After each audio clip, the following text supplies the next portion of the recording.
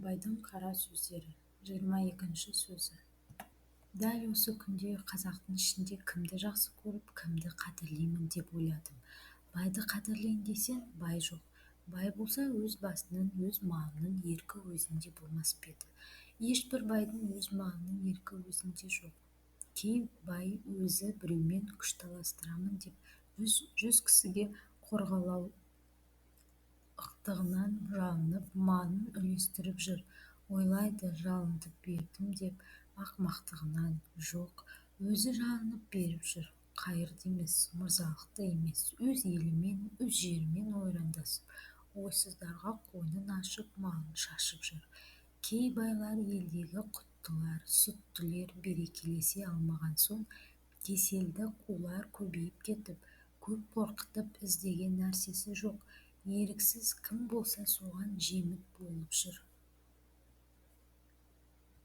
Мырзаларды қадірлейін десең, осы күнде анық мырза елде жоқ. Мал бергіш мырза еттен көп. Біреу бір пайдама келтірем деп мырза болып жүр. Біреулер не құрым киізді тұзға малшып тыққан соң, есі шығып мырза болып жүр. Еріксіз кім болса соған талтайып емізіп жүр.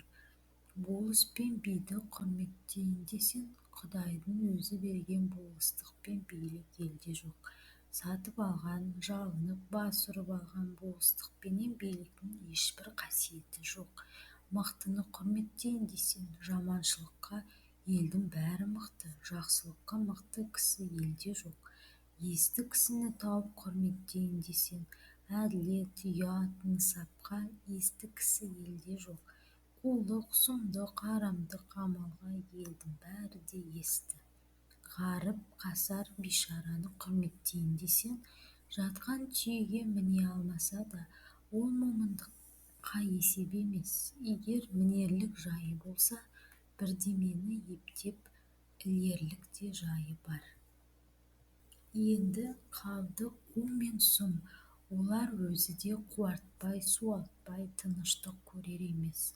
Жә, кімді сүйдік, кімнің тілеуін тіледік, өзі құрттанып шашылған болыс билер тұра тұрсын.